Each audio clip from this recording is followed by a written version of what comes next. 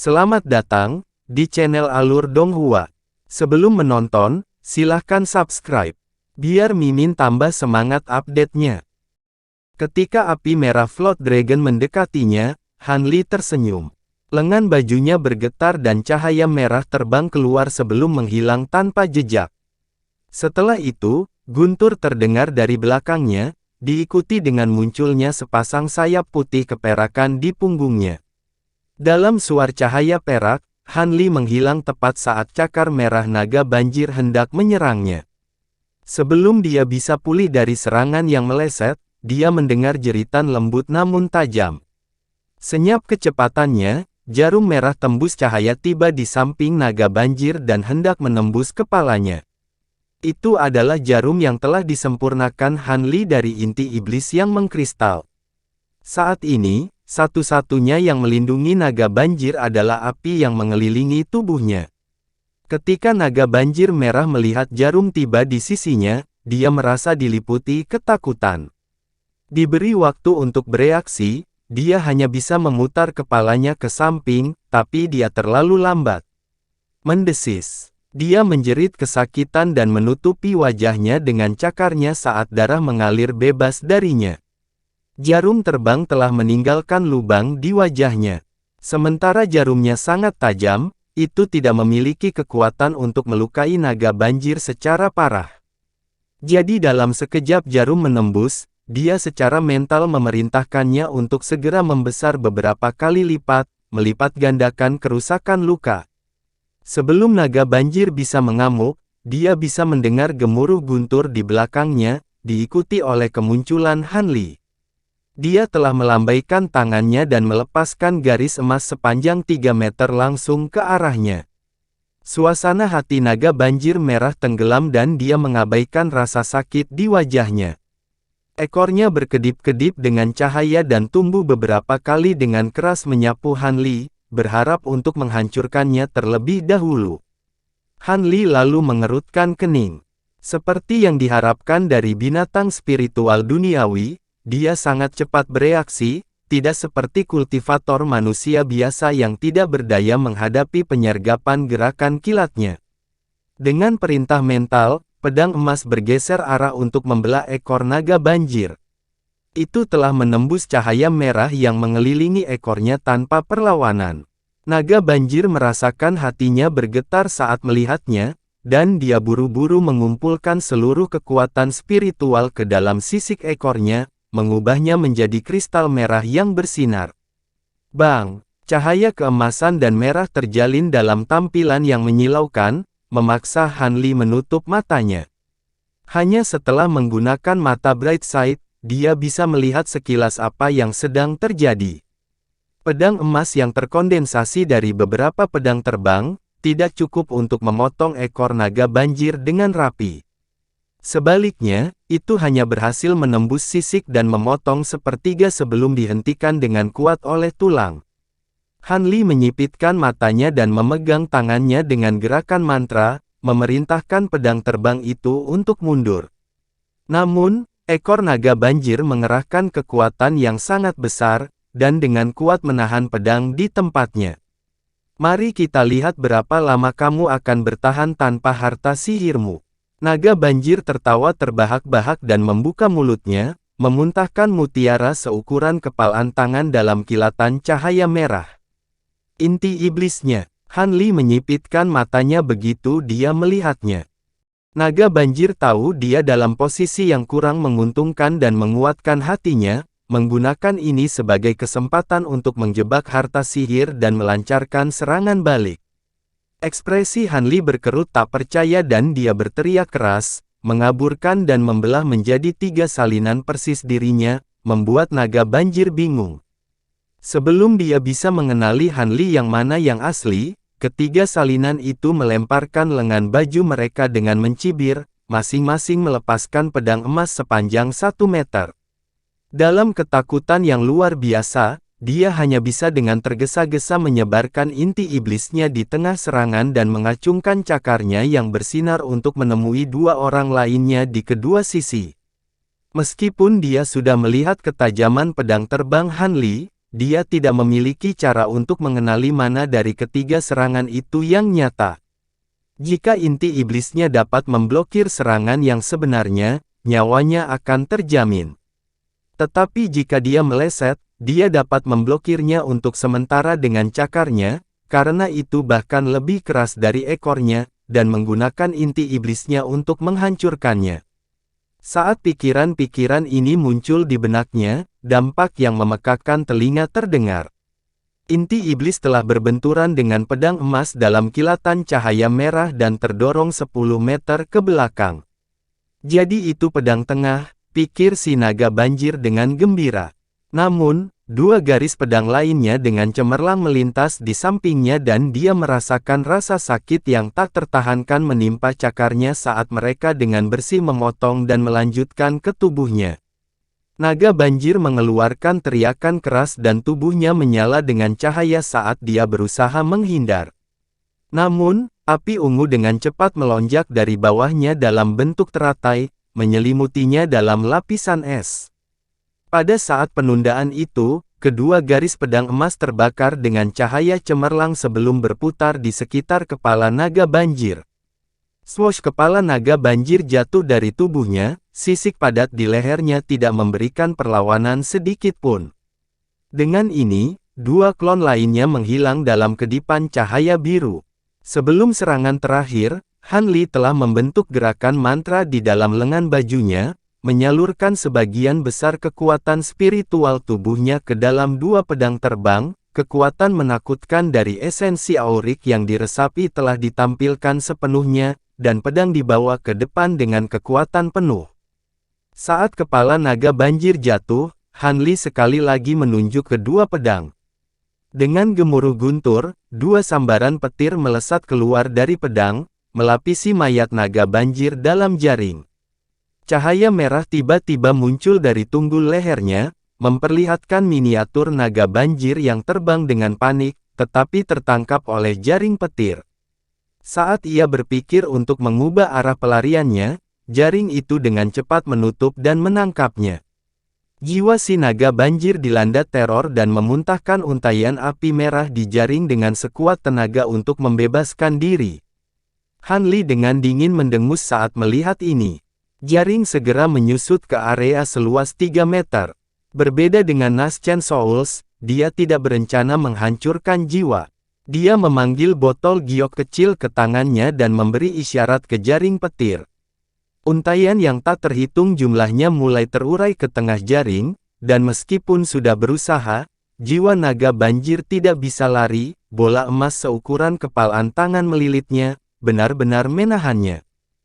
Dia kemudian mengarahkan botol di tangannya ke bola emas, dan kabut cahaya putih terbang keluar sebelum menarik bola emas ke dalamnya. Ekspresi Han Li akhirnya rileks.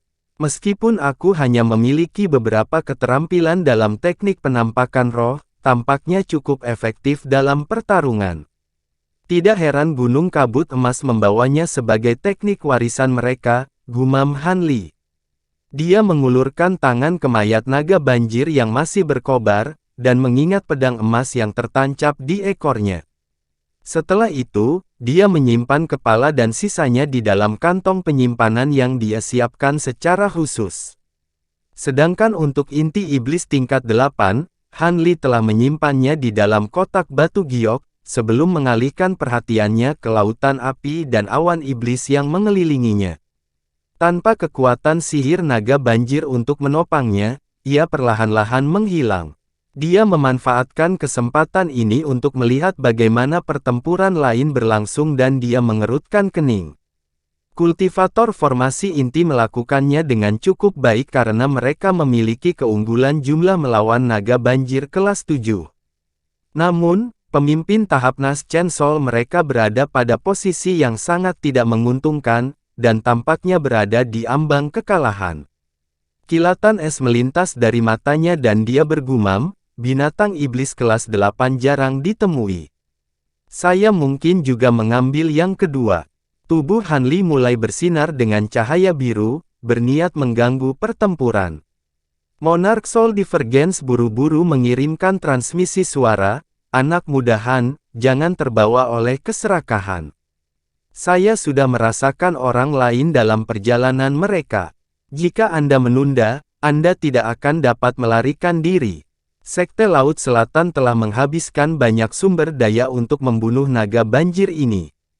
Mereka tidak akan dengan mudah membiarkanmu pergi dengan naga banjir tingkat 8 yang kamu miliki. Dalam terkejut, Han Li dengan cepat memverifikasi ini dengan indera spiritual dan dengan cemberut berkata, Sekte Laut Selatan telah tiba. Mereka bertindak cepat. Sayang sekali, ayo kita pergi. Sebelum jejak terakhir dari awan iblis menghilang, Han Li tidak lagi terlihat.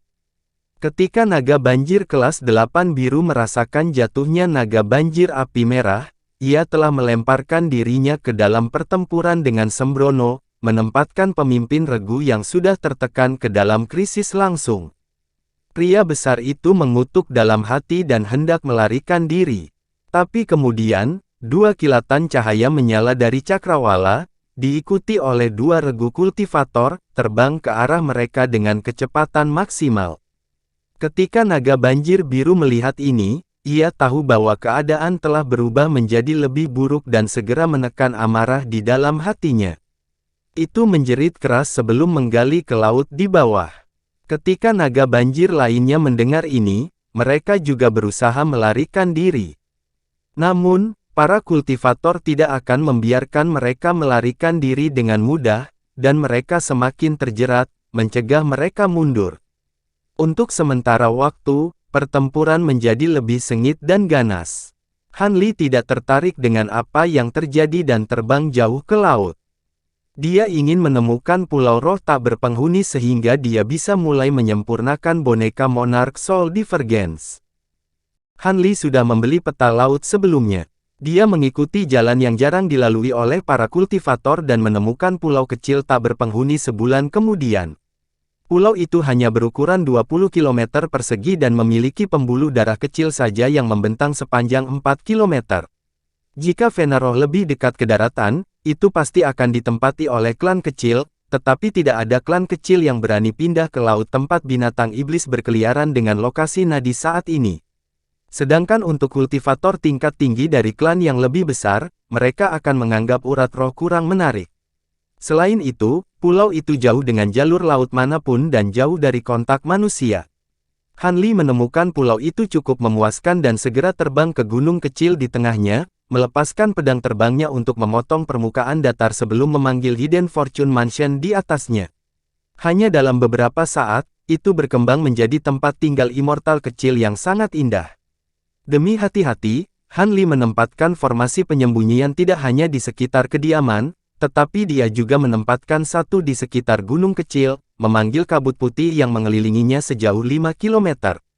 Setelah persiapan ini selesai, dia kemudian menempatkan tanaman obat dan makhluk rohnya di dalam kamar yang sesuai. Dia juga menempatkan naga bumi lapis baja di bawah batasan sebelum menempatkannya di salah satu kamar binatang buas. Adapun sejumlah besar bahan yang dia bawa, dia meletakkan semuanya di ruang tersembunyinya. Setelah Han Li masuk, dia melepas tabung bambu dari punggungnya dan meletakkannya di depannya, dengan tenang berkata, bahan-bahan ini hanya cukup untuk sekali percobaan. Jika ada kesalahan selama proses penyempurnaan, tidak akan ada cukup waktu untuk mencari penggantinya. Saya juga tidak memahami peluang untuk sukses. Monarch Soul Divergence menjawab, saya sangat sadar. Sebelum Anda menyempurnakannya, saya akan memberi Anda penjelasan terperinci tentang proses penyempurnaan, dan berulang kali menguji pemahaman Anda setelahnya. Hanya setelah Anda benar-benar memahami prosesnya, saya akan meminta Anda memulai. Sebelum kita mulai, Anda harus melihat slip giok ini. Ada beberapa informasi umum tentang bonekaku. Slip giok putih terbang keluar dari tabung bambu dengan sedikit ledakan dan kegenggaman Han Li. Karena senior telah banyak memikirkan masalah ini, aku lega. Han Li mengangguk dan kemudian segera duduk sebelum membenamkan indera spiritualnya ke dalam batu giok. Seiring berjalannya waktu, ekspresi Han Li terus berubah dari takjub menjadi gembira dan akhirnya, benar-benar terkejut. Setelah beberapa waktu, Han Li menghela nafas panjang dan menarik indera spiritual dari slip batu giok, meskipun dia terus duduk di tempat saat pikirannya mengembara. Setelah 1/4 jam, dia akhirnya membuka matanya dan bergumam, tidak buruk. Jika saya berhasil menyempurnakan boneka ini, kekuatannya tidak akan tertandingi. Asalkan batu roh yang cukup, itu akan mampu menyaingi kultivator Naschen Soul yang terlambat. Namun, ada sesuatu yang aku tidak yakin. Monarch Soul Divergence segera berkata, karena aku sudah memberikan formula boneka kepadamu, tidak ada gunanya dicadangkan. Silakan dan tanyakan. Han Li mengerutkan kening dan berkata, kalau begitu, aku akan berterus terang. Menurut rumus boneka yang saya pelajari di masa lalu, semakin tinggi tingkat boneka, semakin kuat jiwa yang dibutuhkan untuk menyatu dengannya. Tapi saya merasa bahwa jiwa binatang iblis tidak cocok untuk boneka kekuatan ini. Bahkan jiwa Scarlet Float Dragon kelas 8 tidak akan cukup untuk menggunakannya. Dan saya agak bingung karena senior tidak pernah menyebutkan masalah jiwa sebelumnya. Mungkinkah Anda memiliki hal lain dalam pikiran? Monarch Soul Divergence terkekeh dan berkata, jadi begitu. Saya juga mengalami masalah ini ketika saya sedang menelitinya. Saya sudah berencana memberi Anda penjelasan tentang ini, atau Anda tidak akan bisa menyempurnakan boneka itu dengan percaya diri. Han Li tertawa kering dan dengan santai berkata, senior pasti bercanda. Untuk menampilkan kekuatan sebenarnya dari boneka ini, itu akan membutuhkan jiwa binatang iblis kelas 9. Saya benar-benar ragu senior punya cara untuk menyelesaikan ini. Dengan pertanyaan ini masih dalam pikiran, Han Li menjadi waspada.